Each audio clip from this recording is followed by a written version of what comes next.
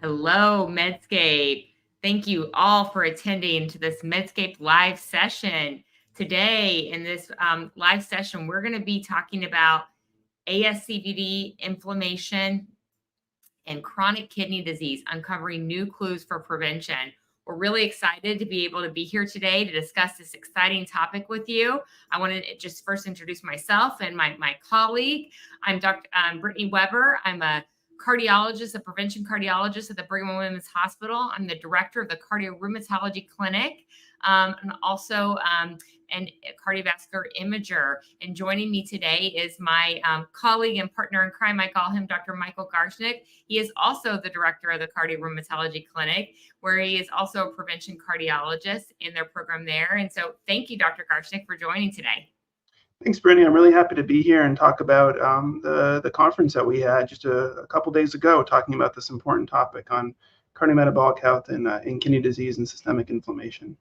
Absolutely. And so for anybody that could have been at the American Society of Prevention Cardiology meeting, we hope you love the meeting as much as we did. We were really excited because it's a really exciting time for people like Dr. Garshick and I, who kind of think a lot about inflammation, because we had a lot of recognition at this conference on new ways we can be thinking about inflammation and new treatment paradigms.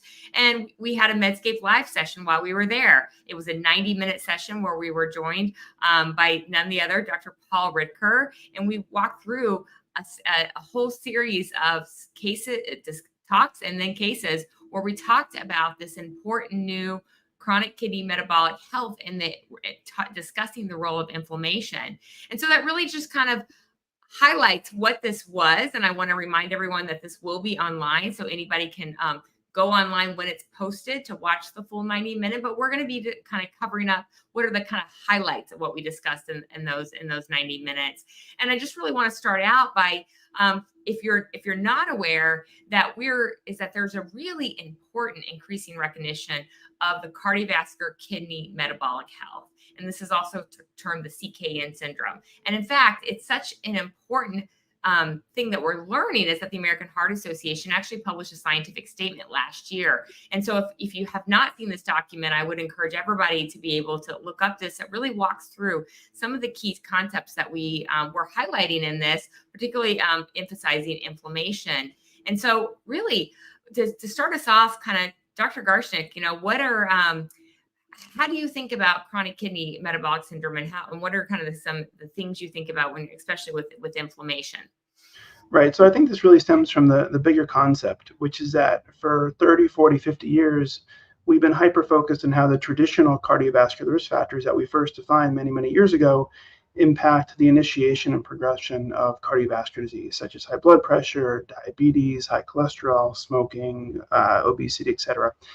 But there's been this newer recognition that even targeting those traditional risk factors, they don't fully reduce cardiovascular risk, and patients still have events even after you treat these traditional risk factors. And so we've wondered, and I know, Brittany, we spent a lot of time talking about and researching what is the contribution to those future cardiovascular events. And for us, at least, it's been systemic inflammation and how the immune system can impact the body in a multitude of different ways, most notably for us, the heart.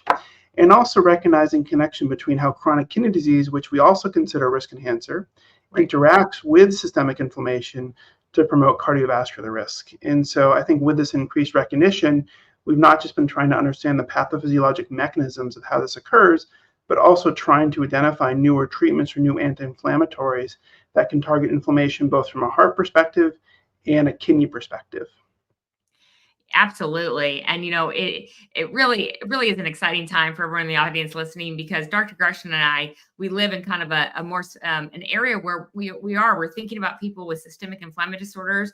They're often on certain immune blockers, and we think about these pathways a lot. And what we're both so excited about is that the recognition of how important is the dysregulation of the immune system within just the general cardiovascular patient, and particularly the ways we can target this residual risk. And so, we throw around this term all the time, residual inflammatory risk or residual risk. And so, but maybe not everyone here listening has heard that term before. So Dr. Garshick, what is residual risk? Yeah, so residual risk is where we think about we've optimized them from our traditional risk factor perspective. We've looked at their cholesterol, their blood pressure, their hemoglobin A1C, and we've started to apply a lot of our prevention therapies to those metrics, and it's include controlling the sugar, controlling the blood pressure, the cholesterol, et cetera. But then a certain percentage of those patients will go on to have cardiovascular events, even after you've done the best job you can. And so residual risk is trying to understand what is the mechanism or what is the underlying thing that is driving the progression of cardiovascular disease. And so you and I focus a lot on residual inflammatory risk, meaning, so we've again controlled the LDL, controlled the blood pressure, the diabetes, but for some reason there's underlying systemic inflammation still present. And we're worried because we know that systemic inflammation is both involved in the initiation and the progression of atherosclerosis. Specifically, immune system activation is involved in that progression. And so we try to measure and assess residual inflammatory risk to then go on and potentially treat it. Exactly. But we can measure inflammation a lot of ways, I should say, right? And you and I may be in our research areas doing kind of novel assays, but how do you measure this residual inflammatory risk in clinic? And what do we want our colleagues to be able to know about how they can be thinking about addressing residual inflammatory risk when they're in the clinic seeing their patients? Right. So there's a lot of different ways you can think about it. Older studies have looked at things like the ratio of innate to adaptive immune mechanisms. And so that's with the neutrophil lymphocyte ratio. We have imaging metrics as well. But I think a lot of us default to C-reactive protein or CRP, specifically high sensitivity CRP, which can get at some of those lower levels, which may not mean that you have something terrible going on, like a gross infection or some sort of terrible cancer. But it does mean that those lower levels, the higher that CRP level can indicate some underlying systemic inflammation that can promote atherosclerosis. Absolutely, and so I get this question from my colleagues a lot, and I'm curious. So what is abnormal, right? Well, is it 2.2? Is it 1.5? Is it 3.2? Especially when you're getting assays over time. What do you consider abnormal when you're seeing a patient in clinic? Right. And so I think there's been a lot of confusion because our labs will say, okay, it should be 1 to 3, greater than 3 milligrams per liter. Gosh, what is the difference? I got a CRP. Is it the same as HSCRP?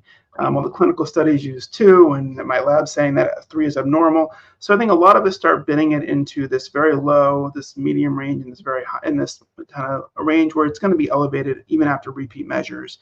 And so I think based on the clinical trials, when you start to get above 2, I do start to think that, yes, there is some residual inflammatory risk. And when you start to climb incrementally above 2 milligrams per liter into 3 milligrams per liter, 4 milligrams per liter, I started thinking that's going to be reproducible over time.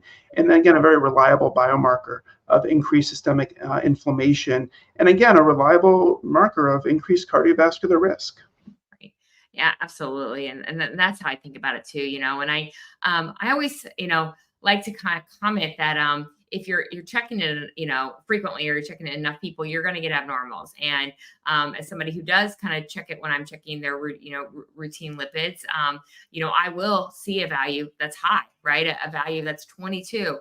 And so, at least in my own practice, I recognize that CRP, it is still, non-specific. It's an acute phase reactant from the liver. And so it can rise in settings of acute insults, including commonly infection. And so those are values that, at least in my own clinical practice, I'll throw out and recheck. And also, in the patient population you and I see, CRP is obviously means a little different context, right, when they have their inflammatory disorders. But I generally think, values above 10 is when I would kind of remeasure and be concerned it's not due to what we're talking about today, and then talking about the low levels you and I are discussing.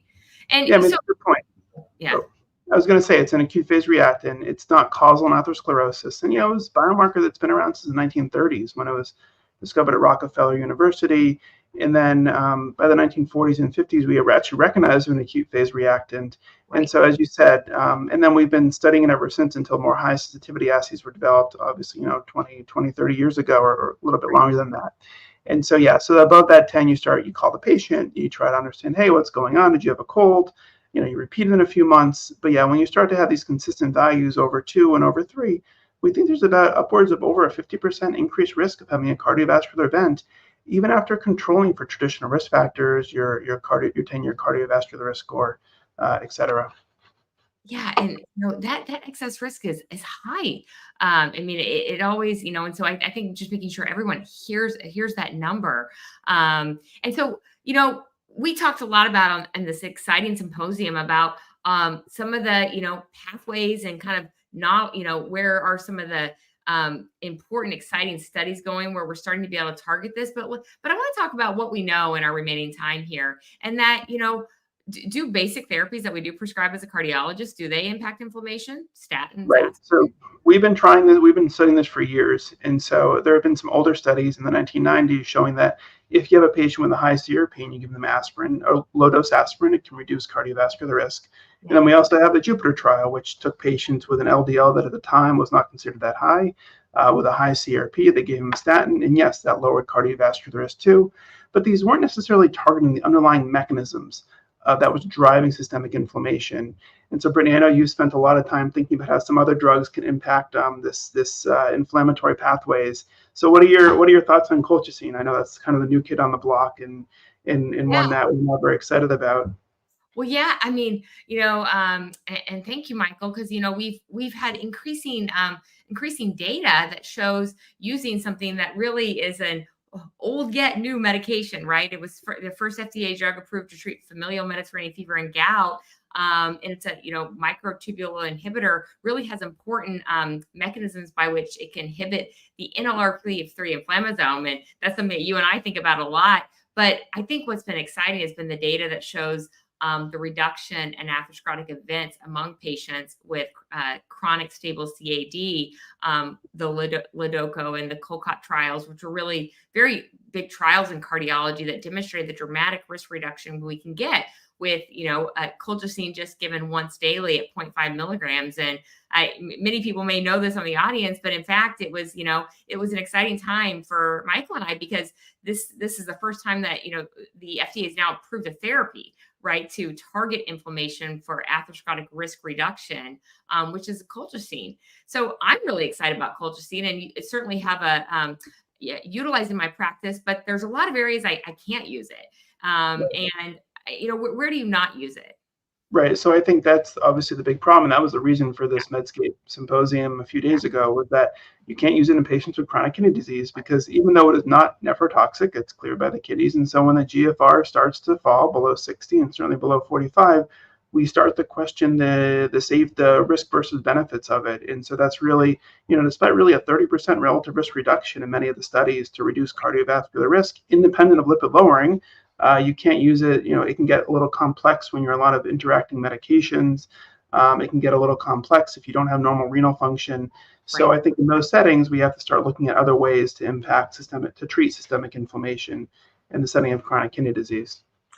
Absolutely. And, you asked me about colchicine, but I think, we want to, if anybody does not know the audience, I really want to just make sure that, the really groundwork, trial really was out when it was CANTOS, which really was the proof of principle concept that targeting inflammation along the IL-1 beta pathway could lead to a reduction in atherosclerotic events. And, what we are again learning with all the increasing cumulative data, again, we do hope you'll be able to log in and see that full 90 minutes, because there's too much exciting stuff for us to discover here. But we're really seeing that the pathways of inflammation, something that Dr. Garshick and I think a lot about. And so this NLRP3 inflammasome axis, IL-1 down to IL-6. And what's really exciting is the data accumulating of the role of IL-6 in atherosclerotic disease, and also importantly in the population we're here discussing today, which is chronic kidney disease. So Michael, what do you think about that? Tell me a little bit more about the IL-6 trials and what you're excited about.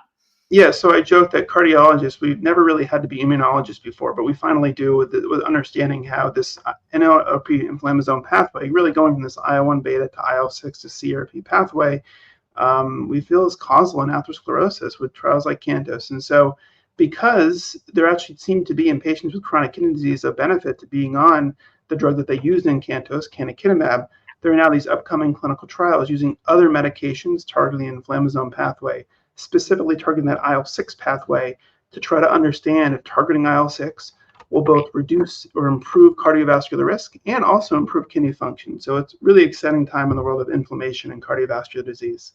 Gosh, it is such an exciting time. And I'm sitting here looking and oh my gosh, this 15 minutes went by so fast. And I feel like Yep. we had so much more we could be talking about because you can clearly see the enthusiasm in our voice. But we hope we gave you just a brief snapshot of what this exciting session was at this Medscape Live, where we really got to dive in, going from basic immunology, which, you know, the two of us here love, all the way down into the actual data and science and the nuts and bolts of how we think about our patients. But I hope you got a little glimpse here today. And I just wanted to thank you all out there for joining Dr. Garshick and I. And it was a pleasure. And we hope to see you at one of the next cardiovascular meetings. Yep. Bye, guys.